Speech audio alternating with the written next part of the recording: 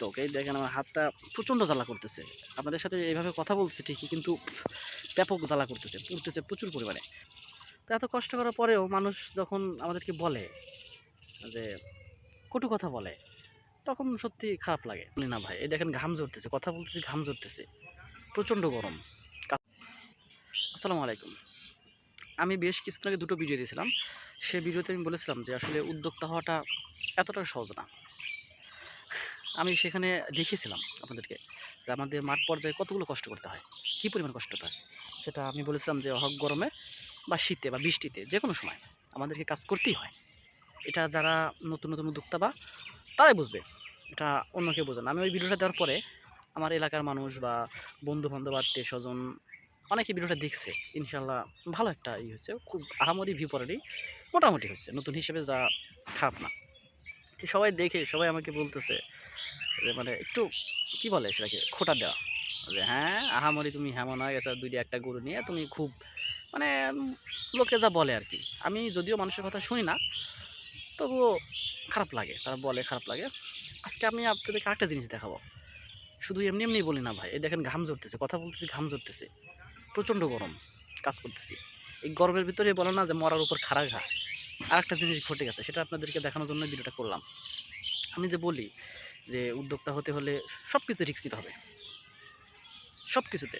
সে রিস্কের একটা বিষয় আপনাকে দেখাবো। দেখেন হাতটা দেখেন ফুলে গেছে, কী পরিমাণে ফুলছে দেখছেন। যদিও ক্যামেরায় ভালো দেখা যাচ্ছে না, আর আমার যেহেতু ভিডিও করাতে মানুষ নাই, নিজে নিজেই করি, তাই ভালো দেখাতে পারি না। দেখেন হাতটা কীরকম ফুলে গেছে। কারণ কি জানেন? ঘাস কাটতেছিলাম এতক্ষণ, ঘাস কাটতেছিলাম, কিন্তু ঘাসের ভিতর যে বল্লা ছিল আমি দেখিনি। আমরা বল্লা বলি, আপনাদেরকে আমি দেখাই, একটু দাঁড়ান, আপনাদের একটু দেখাই। ওটাকে আপনারা অন্যরা আপনারা অন্য নামে রাখতে পারেন, আমি বল্লা বলি, আপনাদের একটু দেখাই। এই যে দেখতে পাচ্ছেন আপনারা, এই যে এটাই বল্লা। আমি খেয়ালে ছিলাম না, ঘাস লাড়া দিছে আর এমনিতেই এসে একবারে বসা ফেলাইছে আমারে। ওটাকে আমরা বল্লা বলি। এটা হচ্ছে আমাদের গ্রামের ভাষা, আঞ্চলিকতা আমাদের সিরাজগঞ্জের দিকে আমরা বেশিরভাগ বল্লা বলি। আর যদি আপনি বইয়ের আমাদের বই পুস্তকের ভাষায় বলেন, তাহলে মৌমাছি। এটা মৌমাছির কাতারে পড়ে না, কারণ মৌমাছি যেটা ওটা তো মধু দেয়, এটা আবার মধু দেয় না। এটা হুল মারাত্মক। এই দেখেন আমার হাতটা প্রচণ্ড জ্বালা করতেছে। আপনাদের সাথে এইভাবে কথা বলছি ঠিকই, কিন্তু ব্যাপক জ্বালা করতেছে, পুড়তেছে প্রচুর পরিমাণে, খুব ব্যথা করতেছে এখন। না পারতেছি কিছু বলতে, না পারতেছি সহ্য করতে, কারণ সব জায়গায় তার শক্তি চলে না। ওর সাথে রাগ দেখালে আমারই লস। উল্টে এমন ধরনের দিবে যে ঘাস কাটা বন্ধ হয়ে যাবে। বাসাটা ভেঙে ফেলবো, যদিও একটু পরে বাসাটা ভেঙে ফেলবো, কারণ বাসাটা না ভেঙে তো আবার কালকে আসলে বসা হবে আবার। আমাদের শরীর তো না। তো এত কষ্ট করার পরেও মানুষ যখন আমাদেরকে বলে যে কটু কথা বলে, তখন সত্যি খারাপ লাগে। আমাদেরকে উৎসাহ দেয় না। মানুষ যে উৎসাহ দিবে, গতকাল একজন বলতেছে কে রে তুই নাকি গরু পেলে খাবি, আমাকে এখন বলতেছে এই কথা।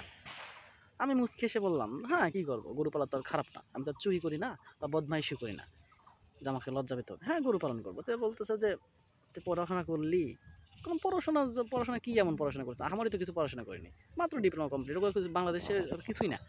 অনেক মাস্টার্স ডিগ্রি কমপ্লিট করে ছেলেপেলে এসে খামার করতেছে, হ্যান করতেছে, হ্যান করতেছে, আর আমি তো কিছুই না। সমস্যা কী? পড়াশোনা করলে এমন সমস্যা কী?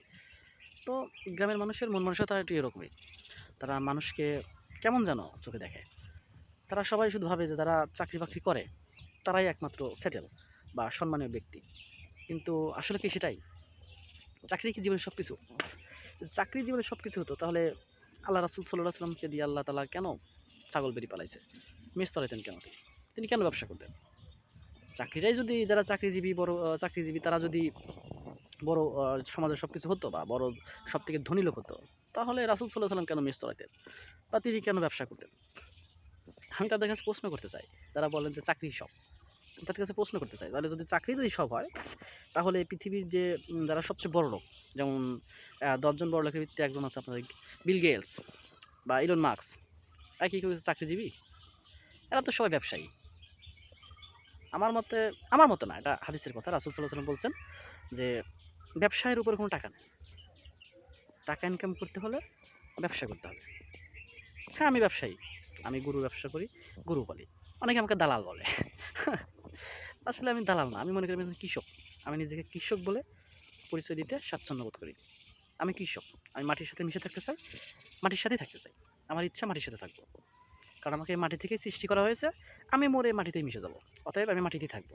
আমি এইজন্য মাটিতে থাকতে চাই, কারণ আমি চাই যখন আমি একটা চাকরি করবো, অন্য কোনো পর্যায়ে যাব, তখন আমার ভিতরে একটা অহংকার আসার সম্ভাবনা আছে। এবং এটা অনেক চাকরিজীবী করে। এবং যারা চাকরি করে শতকরা 80% লোক বুকে হাত দিয়ে বলতে পারবেন না তারা আপনি কী বলে হালাল ইনকাম করে। হালাল না, তারা প্রত্যেকটাই অর্থ কিন্তু হারাম।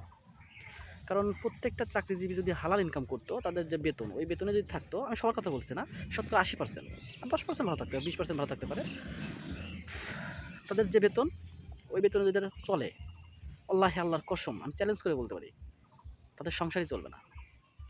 আপনার যদি 2015 পে স্কেল দেখেন, পে স্কেল অনুযায়ী যদি আপনার দশম গ্রেড পর্যন্ত, দশম গ্রেডের পরে যারা আছে, নবম গ্রেডে যারা আছে, নবম গ্রেড অষ্টম গ্রেডে যারা আছে, এদের বেতন মোটামুটি আছে। কিন্তু দশম গ্রেড পর্যন্ত এদের যে বেতন স্কেল, এই বেতন স্কেলে একটা সংসার এই জামানায় চলবে না। আর আমি আলহামদুলিল্লাহ বলতে পারি, আমি যে পজিশনে আছি আলহামদুলিল্লাহ অনেক চাকরিজীবীতে ভালো আছি। আমি নিজের জমির ধানের ভাত খাচ্ছি, নিজের বাড়ির দুধ, আমার দুধও কিনতে হয় না। ঢাকা শহরে গেছিলাম, আমি বাড্ডাতে ছিলাম, বাড্ডা নতুন বাজার ছিলাম। দুধের দাম বাবা, ও দুধ মনে করেন যে হাত দিলে পারে দুধের পানি বোঝা যায় না, সেই দুধের দামই 1-150 টাকা কেজি। আর এখন নিজের গরুর দুধ, খাঁটি দুধ খাচ্ছি, প্রতিদিন খাচ্ছি, নিজের জমির ধান খাচ্ছি, নিজের বাড়ির হাঁস মুরগির ডিম খাচ্ছি, আমি নিজে উৎপাদন করে নিজে খাই। আমার তো সুখী মানুষ কি আছে কেউ? মানুষ আমাকে বলে যে ভাদাইম্মা, আমি মনে করি যে না, আমি পৃথিবীর সবচেয়ে সুখী মানুষ, কারণ আমি নিজে উৎপাদন করি, নিজে খাই। আমি এটাই করতে চাই। যে আমাকে যেটাই বলুক, আই ডোন্ট কেয়ার দিস, আমি এটাই করবো ইনশাআল্লাহ। আপনারা আমার জন্য দোয়া করবেন, ভালোবাসা দেবেন, ভালো থাকবেন।